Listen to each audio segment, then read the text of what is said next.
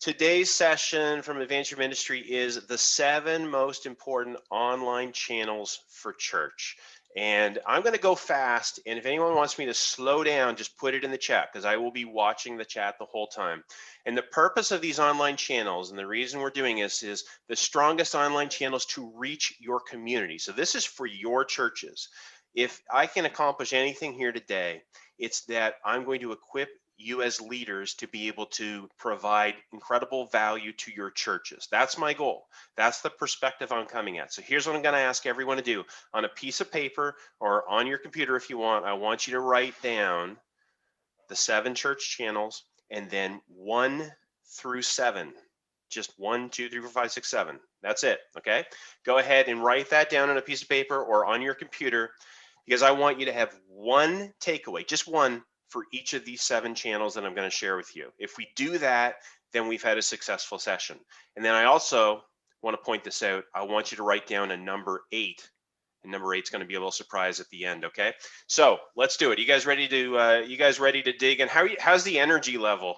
Kim, have we been giving these guys lots of coffee? No, we're virtual. What am I talking about? Hopefully you've all had, well, I see Wes, you're laughing at me. I see, oh, there's the coffee going right there. Nice, Charles, Steve. All right, good. Oh boy, I bet we've got some troublemakers in this crowd, but that's good. I expect nothing less. So, who am I? Kim has already introduced me. Let's just jump right past that slide. We're going to start with the obligatory boring graph. You guys ready to start with the obligatory boring graph that shows us that, you know what? People are on the internet. They're texting, they're using email, they're watching video online, social networks, and on and on and on. It goes from banking to shopping to all kinds of stuff. All right. Do we all agree everybody's online? Okay. We don't need to spend any more time at this. All right. Channel number 1 that you must be on as a church is YouTube. We all know this. Most of us, thankfully, are doing it. But why? Well, here's some reasons for you. It's the 2nd largest search engine in the world. Did you know that? We don't even think of YouTube as a search engine, but people go to there to search all the time. And Google loves YouTube. Most of you know Google owns YouTube, and so they show up in search results constantly, even on Google. Now, here's the thing you might not be thinking about. Your churches are already creating amazing, awesome, well thought out, well researched, incredible content, long form. So it makes perfect sense that you be on YouTube. It's a free archive of all the services that are happening at churches. But get ready to write down your takeaway for YouTube. With YouTube, your churches have the ability to tweak the settings on YouTube so that hundreds, maybe even thousands, are able to see the content being produced, the word being shared, worship happening, and here is how you do it, okay? Here's how you do it. You give YouTube and Google what they want, and then you'll be found, okay? So I'm talking about SEO titles, tags, and descriptions. You're like, okay, well, that's great to say, but how do you do it? Okay, here's how you do it. Here's an example of how to write a YouTube when you actually, the text you're going to put in when you submit your video to YouTube. Okay, here's an example of how to do it. First, let's talk about how all the churches are doing it right now. The way churches are doing it right now is they're putting in Pastor Peter Smith, Sermon 2, part 2, series, whatever. They don't really write anything in the description and they skip the tags. Or they write a little something in the description. And that's not what anyone goes to Google and YouTube to search for. That's not what they search for. They search for things like Bible verses. They look for commentary. They look for words like Bible study. They look for things that are in the news, things that have just happened. And that's what should be in your title. In your description, you should always have your church website there, because if they're watching this video and they're watching it for a while, they may want to find out more about you. All right, and then just a little description about the service, and then the tags. Again, you just think, what do people search when they go to Google? What do I search? Well, they search scripture references. They search topics in the news. They search big topics as well. Okay, and these are the sort of things that should be in as tags. Now, another thing you should tell your churches to do is when you post your video, your sermon to YouTube, send a batch of traffic to it. Okay, First question, anybody know why you would send a batch of traffic and how you could send a batch of traffic to your YouTube video? Anybody? Go ahead and put it in the chat right now. I'll have a drink of water and what is a batch of traffic, right? Good question. So send people. How do you send people to your video? Okay. How could you make it happen with something you already have as a church? Facebook, a little bit. Yeah. Well, you can certainly buy Facebook traffic. Social media, yeah, a little bit. A little bit. Not exactly what I'm thinking, but these are true answers. Best way to do it is, come on, anybody? You got an email list, and you probably know the 20 people that always read your email. Send it to those people, and you don't just send it to them. You say, go to this video, please help us out. Give it a thumbs up, add a comment about what you liked about it, and subscribe. Why do we do that? Well, we want them to see the sermon. We want them to hear it, but that's not why we do it. We do it because we want to trigger Google and YouTube's algorithm to say, oh, this video is important. I'm going to start showing it up, show it on the search engine results higher. I'm going to show it as a related video when people are watching other videos. All right. So guys, that's a big takeaway. And I'm going to give you a takeaway. It's this link right here. We're going to give you 3 templates that you have full permission, and I encourage you to share with your churches. Say, you're not sure how to write YouTube descriptions and titles. Well, I'm just going to give you this resource. Let me put it in the chat here as well, so you guys can have a clickable resource. Let me find, where did my chat go? Right there. All right, so guys, click on that link. And for number 1, that's your takeaway. You've got templates to show your pastors and your staff exactly how to submit to YouTube. Okay, got it? All right, so that's number 1.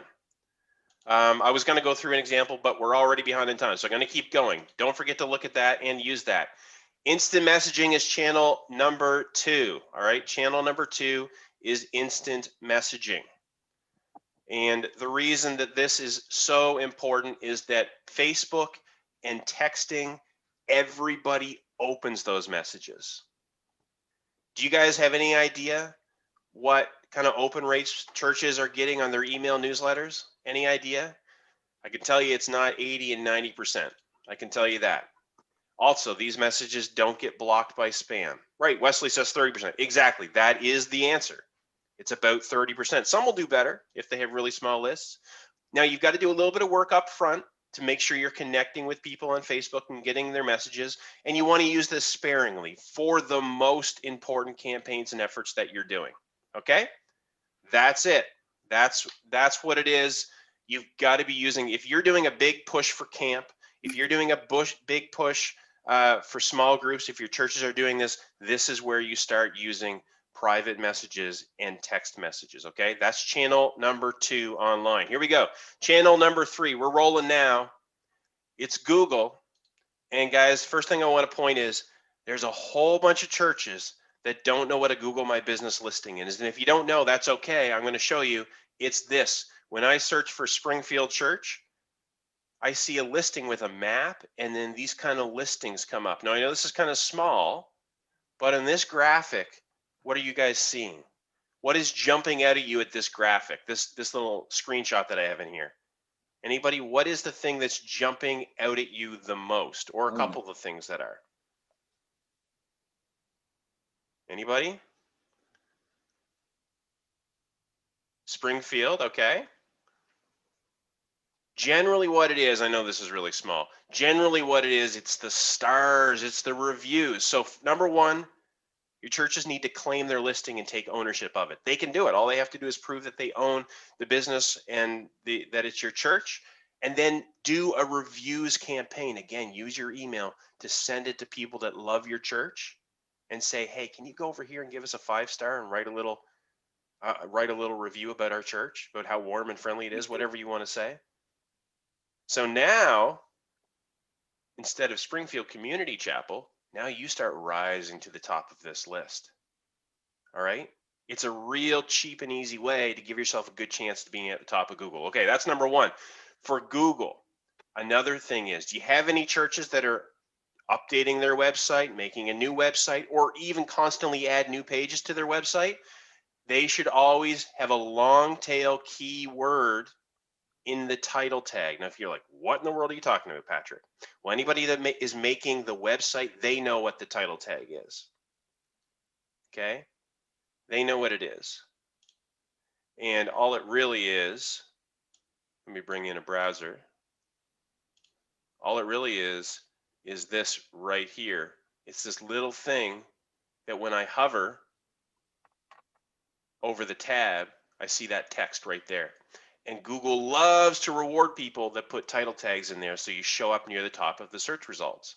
Also, if any of your churches are running Google AdWords, like when they search on Google, you want to use an exact keyword. All right?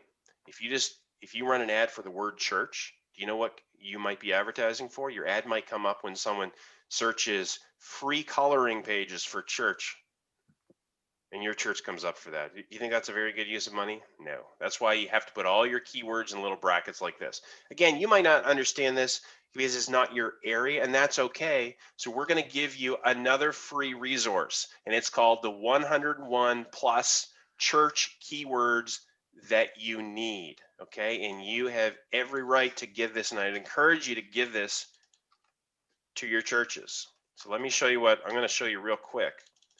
We have keywords that whether you're making a new web page or a landing page or you're running advertising, this really helps with. Okay, so it's a PDF download. All right, and we are giving you for camps, for choirs, for conferences, for men's and women's groups, for prayer, divorce care, discipleship programs. We've already figured out the words that you need to run ads with or that you should be putting in the title tags for your new websites. Okay? All right. So that's channel number 3. I don't know if Kim's still there, but I'm hoping we're doing okay on time. Kim, I'm going to move on. I'm going to move on to channel 4. Now, this is the one that churches spend a lot of time on, social media, and they should spend time on it. It is a very important channel and it's social media, but there's some really important things I want to point out about social media, and that is that you're really, at this point in time, churches should really only be focused on Facebook and Instagram.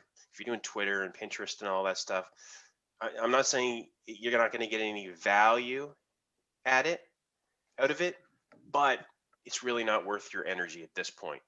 Here's something I've really noticed. A lot of churches will post 5 to 7 times and nobody comments, nobody likes their post. It's just a matter, it's just going on and on and on. One post that is getting lots of likes and comments and shares is way better than 5 or 7 other posts. Wesley, I see you giving me some positive feedback. You know it, right? It's the truth that one engaged post keeps populating. People read the comments. Oh, look at the reaction. Oh, look what they said. All right. And sometimes to do that, you got to have some fun, silly posts, and then some of them can be spiritual. Just like, remember, it's social. When you run into somebody, hey, how's your spiritual life? What are you, how much time did you spend in prayer today? Is that the first thing you say to them? No, you ask them, you make fun of them because their college football team lost. And, you poke around a little bit, and then it gets helpful, right? Okay, right. And it's usually pictures and videos, not just words. Right, exactly. You want to grab them. The picture will grab them. Absolutely true. Okay, but here's the big thing about social media when it comes to church. What's the point? Why are we doing this? Why are we putting stuff out there all the time, spending all this time and energy? And we all know there's a lot of toxic stuff that happens on social media. So what is the point for churches to be doing this? Should we really be doing this? Well, here's the thing. Every time someone gives you a like or a little stupid emoji, or they make a comment that's silly, they've just raised their hand and says, I want to be a part of this. I want to be a part of this. And some of those people don't go to your church anymore. They're not connected. They're not believers. And they have raised their hand. And whether it's from daily or weekly posts, someone new that's on your live stream, someone that's in distress, someone asking for prayer, a person asking specific questions, these are all opportunities to start a real relationship and start it online. Hey, how you doing? I saw your post there. just wanted to touch base with you. I mean, I don't need to show you guys how to form relationships. This is what you guys are amazing at, and you know your pastors are amazing at. But this is the trigger to start that relationship. They've raised their hand. They've self-identified, and that's the opportunity of social media. If we lose track of that, then what is the point of social media? So that's how you want to, when your churches have their staff meetings, when you're talking to them, how many new relationships have you formed on social media that have turned into something? Okay, that's social media. All right, we are up to, is this number 4 or I think this is number 5. Or no, oh, we'll see. I think it's, anyone tell me. Someone put it in the chat. What number are we on? Thank you, Wesley. Thank you, Steve. Thank you, Steve. All right, so mobile. I'm not going to talk too much about mobile, but I just want to remind everyone, desktop laptops they're primarily a web-based environment. We're on the web most of the time. Mobile is primarily a what environment? Fill in the blank. Who can fill in the blank for me? Mobile is primarily a blank environment. What are people doing on their cell phones, on their smartphones? Okay, where are they? Yeah, it is cellular, absolutely. But what kind of environment? What runs phones? Anybody? Thank you, Wesley. Exactly. It's an app environment. And how much exposure do your churches have on apps? Okay. I'm going to say something that might surprise you. Don't worry about a church app. You're like, what? I got 3 churches developing a church app right now. Ask them how it's going. Ask them how well it's going getting people on that church app. I'm not saying there's no place for it, because it can be incredibly powerful. But until you lock in on these 7 channels I'm talking about, I wouldn't worry about building a church app. Instead, just piggyback on the apps that everyone is already using. They're already on Wordscapes and Words with Friends. They're already doing that. Just get your message up there. Remind them about your church. Invite them to church on that mobile app. Now, there's incredible value of advertising. And if you want to write down a name, 2 things you can write down your takeaway for mobile apps, for the app environment. Don't make a church app if you haven't done it yet until you have everything else lined up. And number 2, AdMob. That's the name of the company that you can go get exposure in front of thousands of people at incredibly low cost. All right, AdMob. I'm not related to them in any way, but I just know that they work. Okay. All right, here we go. Number 5, email marketing.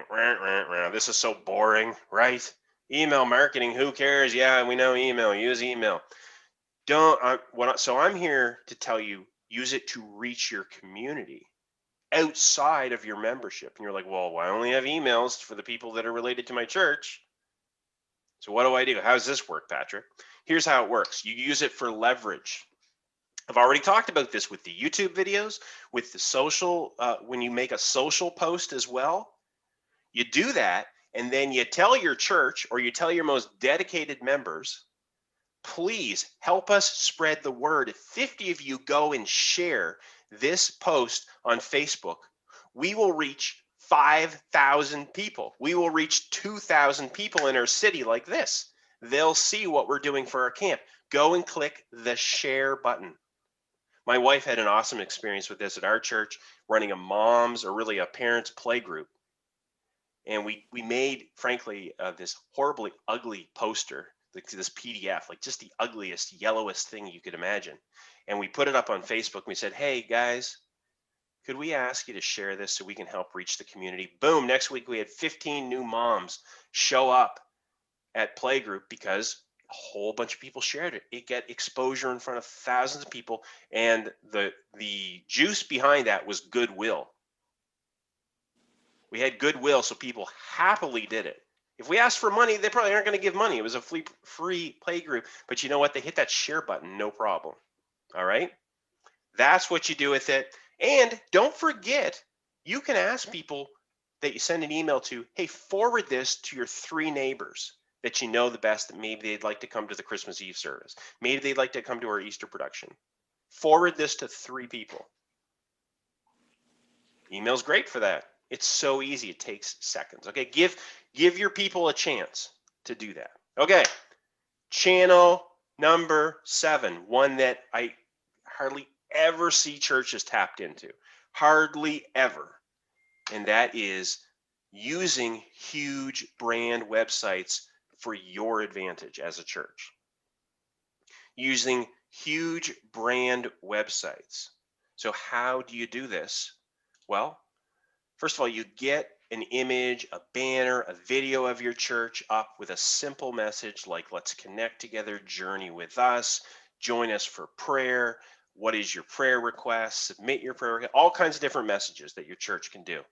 And because you're on ESPN, right beside LeBron James there, because you're on WebMD that everybody's searching these days, or eBay or CNN or Forbes, Reddit, because you're right there, you get this incredible brand rub, this incredible authority of, wow, these guys have their stuff together. They're right here next to the biggest players on the online. Okay.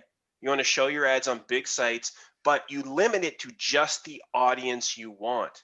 And you can define that by geography, you can define it by age, gender, families, even job titles, what time of life they're in, their interests, their needs. So you can imagine you can do this for parents that have kids between the age of 5 and 12 because of the camp you have coming up this summer.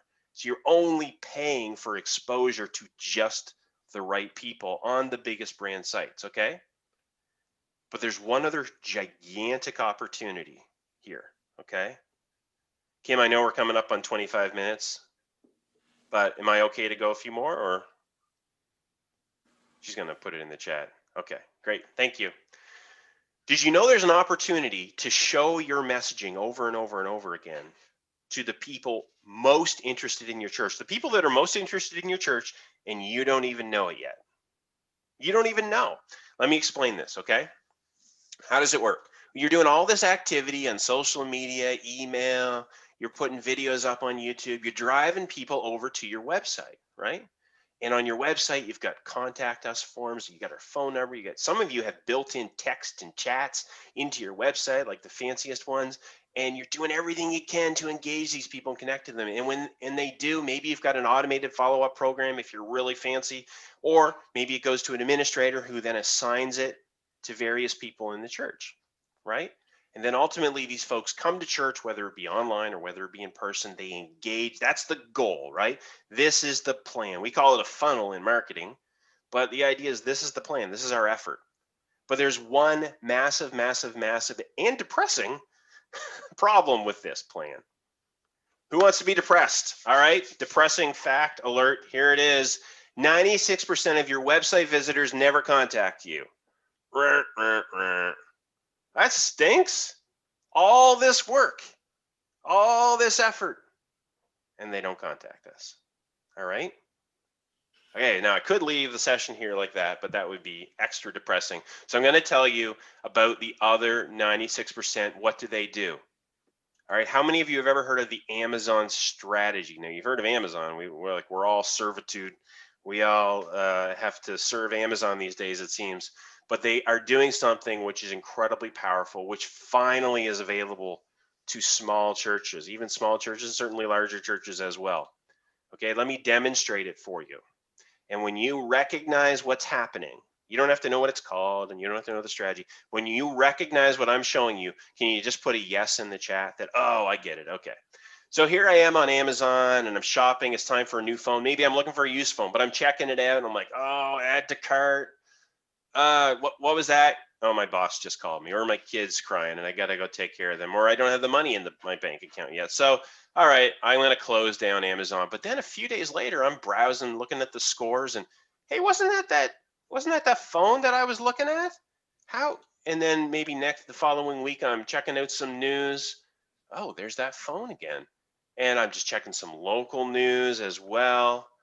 And there's that phone again. Anybody recognize this? I'm checking the weather on the Weather Channel, and there's that phone again. I cannot get away from this phone, right? Steve says, yep, I've seen it. All right, even as I go on my apps, weather apps, gaming apps, local apps, Charles says constant.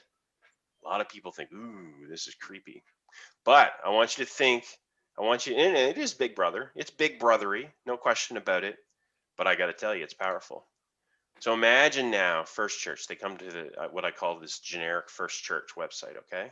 They come to your your site. They're checking out your youth program. They were going to apply for camp, but they got distracted.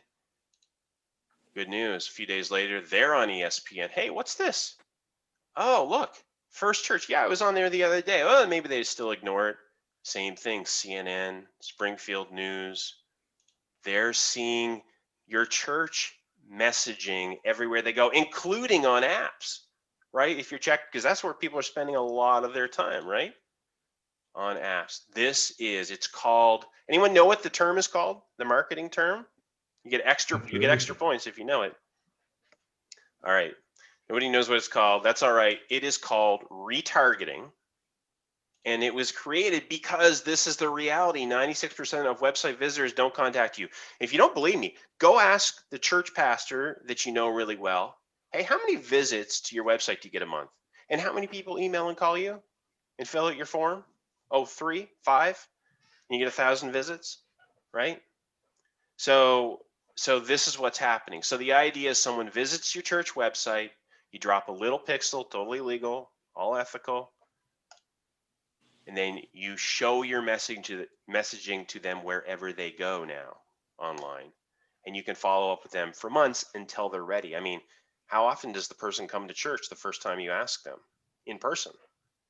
So why would we ever expect it to work online? So we have to stick with them. And then we can also rotate, you can rotate out your messaging, because not everyone cares about kids programs. Some people care about community or getting together with their friends and having a small group session, or they care about what does this church feel like, or they're really trying to discover themselves and what's going on. So that is number 7.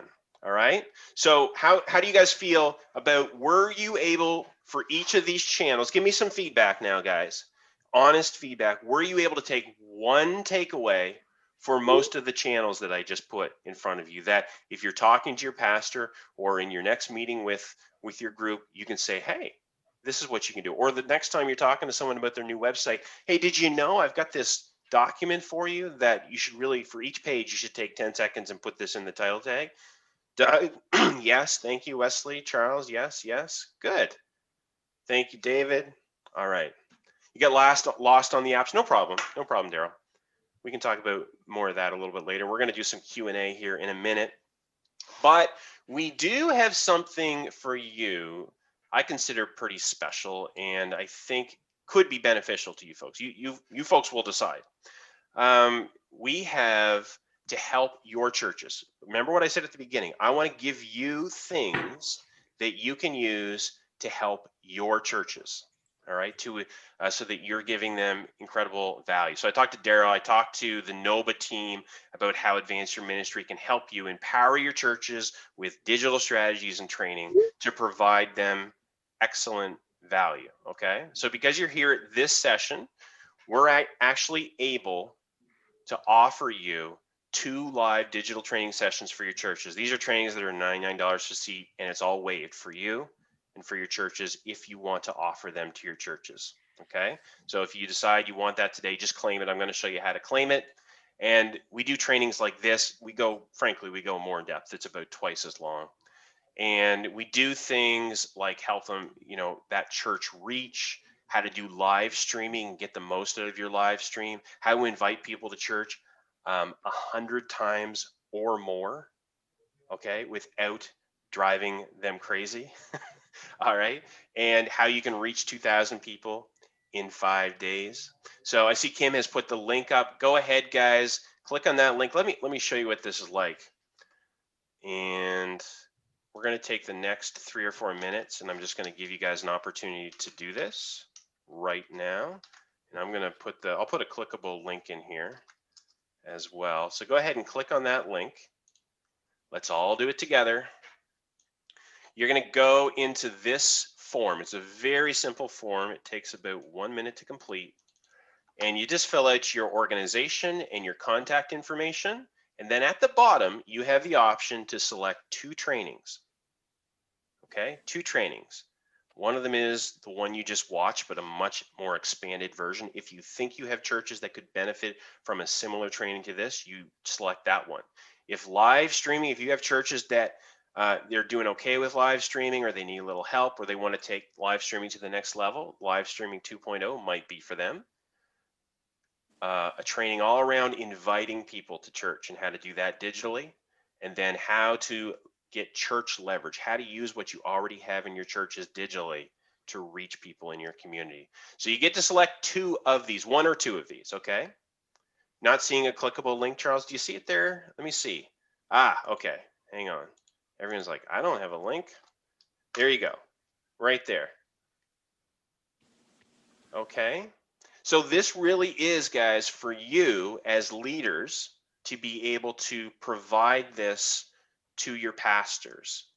Okay. And what we do is it happens a couple of different ways. One is I'll get together with you and the leadership of your association, if that's you or if that's a group of you, and we get together and we say, okay, we're going to send an invite out to your churches. We figure out the time and the date.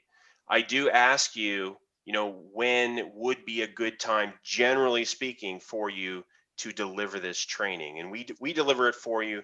But if you want to introduce us and all that sort of thing, that's fine too.